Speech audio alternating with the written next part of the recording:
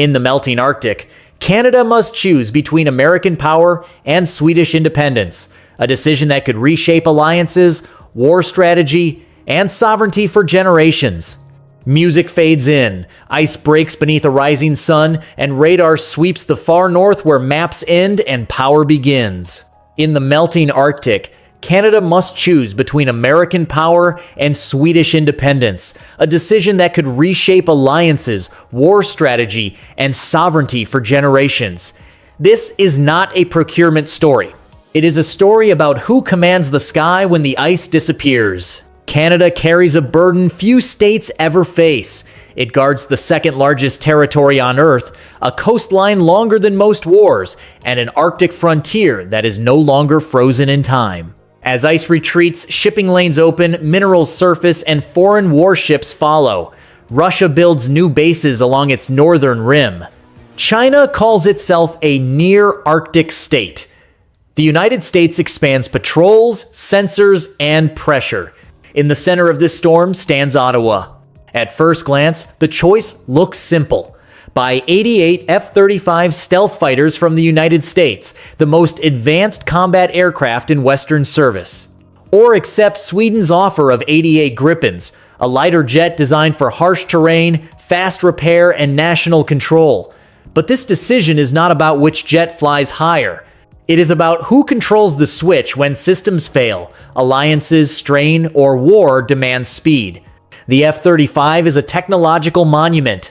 Stealth shaping, sensor fusion, networked warfare, and deep integration with NATO command systems. More than a dozen allied nations already fly it. On paper, it is unbeatable. But Ottawa is learning what fine print can do to grand designs. Costs climb sharply, rising from early estimates to tens of billions more than expected. Every upgrade, patch, and certification moves through American-controlled pipelines. There is no mythical kill switch, but software authority is power. Whoever controls updates controls tempo. Canada's geography makes this more dangerous. The Arctic is not built for perfect runways or massive bases. Many northern airstrips are short, fragile, and exposed. In crisis, speed matters. Flexibility matters. Jets must launch from damaged strips, highways, or frozen ground. This is where Sweden enters the story. The Gripen is not a stealth icon. It is not designed to dominate headlines. It is designed to survive chaos. It can take off from roads, refuel in minutes, swap engines in under an hour, and fly again with small crews. It was built for Sweden's own nightmare scenario: invasion, isolation, and broken infrastructure. Its greatest weapon is not speed or invisibility. It is independence. The aircraft separates flight software from mission software, allowing a nation to change sensors, weapons, and systems without rewriting the jet's core. Analysts call this sovereign sustainment. It means a country can fight, even if its supplier disagrees. That idea alone changes how this deal is seen in Ottawa. But nothing in modern defense is pure. The Gripen still uses an American engine. Dependence never disappears, it only shrinks or grows. And Sweden's offer is not just military. Saab proposes to build and assemble the jets in Canada, promising jobs, factories, training, and technology transfer. For a country that lost its own advanced aerospace dreams in the 1,950 seconds, this is more than a contract. It is a chance to rebuild a vanished industry. Yet alliances are not just economic. The United States sees Canada as part of a shared defense spine. Walking away from the F-35 is not a shopping decision. Washington has warned of consequences. Behind closed doors, pressure moves. And still, this is not the full picture. While Ottawa debates and Washington watches, a third player is moving quietly. Ukraine has signaled interest in large numbers of Gripens. Saab needs new factories. So the question becomes larger than jets. Who will shape Arctic airspace? Who will own surveillance corridors over new shipping routes? Who will control the skies where trade, war, and climate collide? Canada stands at a crossroads where technology meets identity. This choice will echo for 50 years, not because of metal and engines, but because of the kind of power the country chooses to trust. To understand the stakes, we have to move from politics into mechanics. Air power is not a single machine. It is a system of sensors, software, fuel, crews, bases, satellites, and command links. A fighter jet is only as powerful as the network that feeds it. The F-35 is designed as a node inside a vast American-led web. Its radar, electronic warfare suite, and infrared sensors collect data that is fused on board, then shared with other jets, ships, drones, and command centers. This is called sensor fusion. In battle, the F-35 does not fight alone. It fights as part of a digital swarm. But that swarm depends on American-controlled architecture. Software updates, mission data files, and threat libraries are produced through U.S. managed pipelines.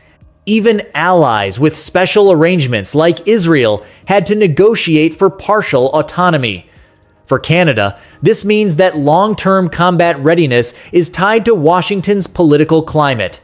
Infrastructure is the next layer. The F-35 needs long, well-maintained runways, climate-controlled shelters, and advanced maintenance hubs. Its stealth coating requires careful handling.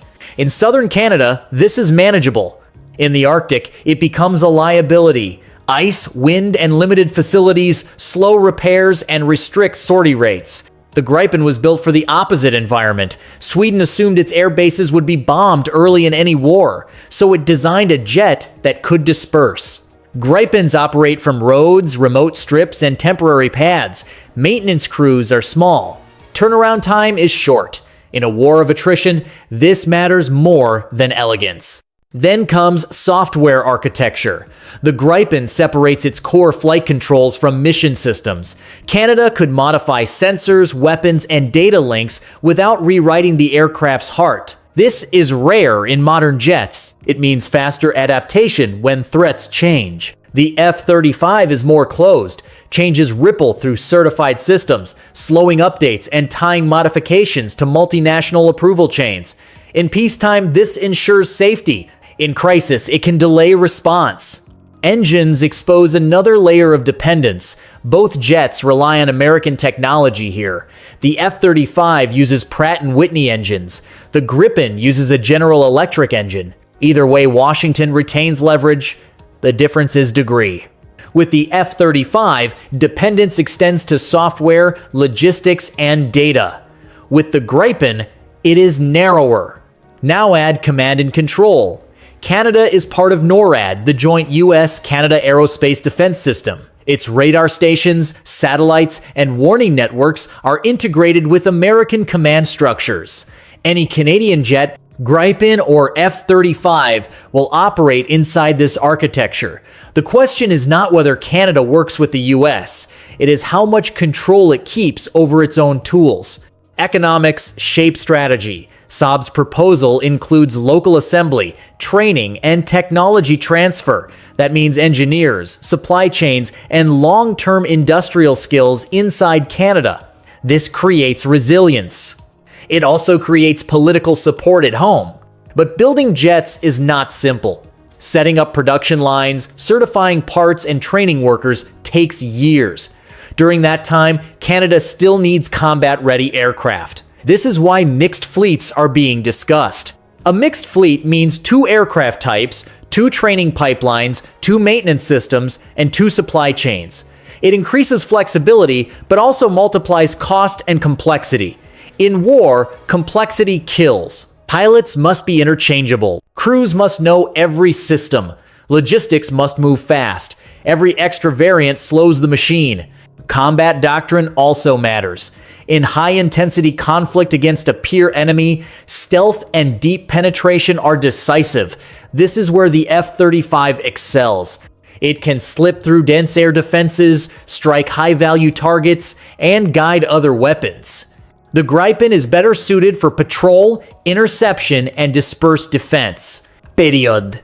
As Ottawa studies spreadsheets and flight manuals, pressure builds in places the public never sees. Intelligence agencies track more than jets. They track intentions. Signals from Washington grow sharper. Contracts create leverage, and leverage creates silence. When a state depends on another for software, spares, and training, disagreement becomes expensive. Behind closed doors, American officials warn that leaving the F-35 program could weaken integration inside NATO air doctrine. They speak of interoperability, shared data, shared missions. But intelligence officers hear another message. Control of code is control of tempo. In war, whoever sets the update cycle sets the battlefield rhythm. At the same time, Sweden moves quietly. Saab's diplomats sell more than aircraft. They sell a vision of sovereign sustainment, national pride, and industrial rebirth. Their pitch echoes Canada's lost Avro-Aero dream when Ottawa once tried to build its own future and then destroyed it under foreign pressure. That memory still lives in military culture. But Sweden has its own motives. The Gripen program needs volume. Without new buyers, production slows and costs rise. Brazil already uses local assembly. Ukraine now signals interest in large numbers of Gripens. To serve Ukraine, Saab needs more factories, more workers, more political backing. Canada could become that hub. This creates a triangle of interests. Ukraine needs jets to survive. Sweden needs markets to survive its program. Canada wants industry, autonomy, and relevance. In this triangle, war and business mix. Intelligence agencies also see darker currents. Wherever large defense contracts flow, networks follow. Brokers, intermediaries, lobbyists, and shell firms appear. Some are legal, some are not. Financial intelligence units monitor unusual money flows tied to aerospace consulting, lobbying firms, and offshore accounts. No single scandal defines the deal, but history shows that billion-dollar weapons programs attract criminal ecosystems like gravity. Arctic strategy deepens the tension. As ice melts, shipping routes shorten global trade. Whoever controls Arctic skies controls surveillance of those routes. Satellites alone are not enough. Aircraft must patrol, identify, and respond. This makes Canada's choice strategic for global commerce, not just defense. Russia understands this. Its Arctic bases grow every year. Airfields, radars, missile systems, and patrol routes expand along its northern coast. China studies these routes carefully. It sends research ships, satellites, and investment teams. It does not send fighters, but it sends influence. The United States wants the Arctic locked into its command architecture. That means NORAD dominance, American systems, American standards. A Canadian shift towards Swedish jets does not break NORAD, but it complicates American control. This is why pressure grows. Trade disputes, defense warnings, diplomatic signals all stack together. None say choose us, but all imply cost if Canada does not. Inside Ottawa, the debate splits along philosophy. One side argues that survival in modern war requires the deepest possible alliance with the strongest power. Autonomy is illusion. Security comes from unity. The other side argues that dependence is weakness, and that a nation unable to control its own tools is not fully sovereign. Military planners add another layer. They fear mixed fleets. They fear slow logistics. They fear pilots trained on two systems. They fear confusion in crisis. They want clarity, not politics. Politicians see voters, jobs in Quebec and Ontario matter, factories matter, technology transfer matters. But so does the relationship with Washington. Meanwhile, time moves. Costs rise. Infrastructure ages. Arctic threats grow. Every delay benefits no one except uncertainty. The decision now feels less procurement and more alignment. Each option pulls Canada into a different future. One path locks deeper into American-led air power, but lasting dependence. The path opens for independence, industry alone. The final choice will not be made by engineers or pilots alone. It will be made by a prime minister weighing risk, alliance, economy, and history. Whatever Ottawa chooses will shape how Canada fights, trades, and speaks for the next half-century. If Canada stays with the F-35, it secures the deepest possible integration with American and NATO air power. Its pilots will fly inside the most advanced digital battlespace ever built. They will share targets, sensors, and commands in near real time. In a major war, this offers unmatched striking power, but it also means Canada's combat readiness will always be linked to decisions made in Washington. Updates, permissions, and data flows will remain tied to foreign approval. Security comes through alliance, but autonomy remains limited. If Canada pivots to a Gripen-centered force, the picture changes. The country gains flexibility in harsh environments, faster repair cycles, and greater control over mission systems. It gains factories, engineers, and a reborn aerospace sector. But it also accepts risk. In high-intensity war against a peer enemy, the Gripen lacks the deep stealth and network dominance of the F-35. Canada would trade some raw power for independence. A mixed fleet tries to take both paths. It promises stealth for deep strikes and Gripens for patrol and Arctic defense. On paper, it looks balanced. In reality, it multiplies cost, training burdens, and logistical strain. History shows that complexity weakens readiness. Two systems mean two ways to fail. Beyond aircraft, the decision reshapes Canada's place in global power. Arctic airspace will become one of the world's most valuable surveillance zones. Whoever controls its skies will see trade routes, military movement, and economic lifelines. Canada is not just defending itself.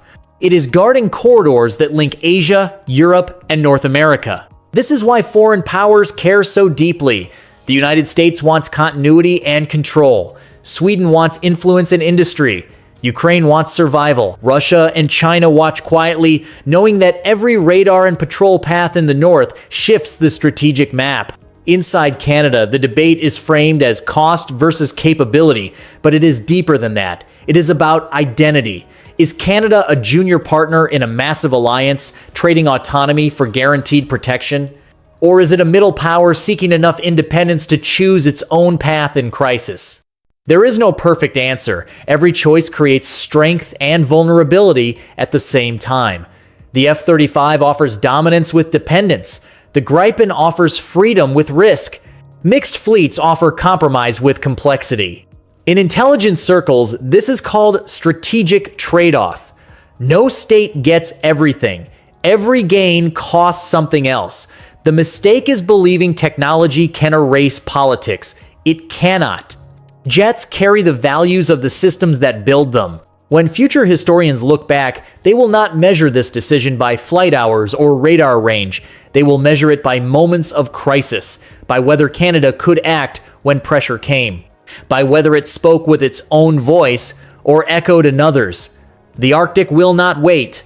Ice will continue to melt. Ships will continue to sail. Satellites will continue to watch. And fighters, whatever flag they carry, will patrol skies that grow more crowded every year.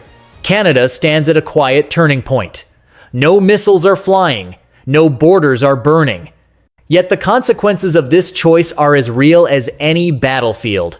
It decides who holds the sky when the world's newest front opens. Ultimately, this decision defines power, dependence, and choice. And when Canada decides, its echo will shape every sky where strategy becomes destiny forever after. Canada's choice is not about jets alone, but about power, dependence, and identity in a changing Arctic. When Ottawa decides, the skies will answer. If this analysis sharpened your view of modern warfare and geopolitics, subscribe to the Northern Frame, like the video, share it, and tell us your choice.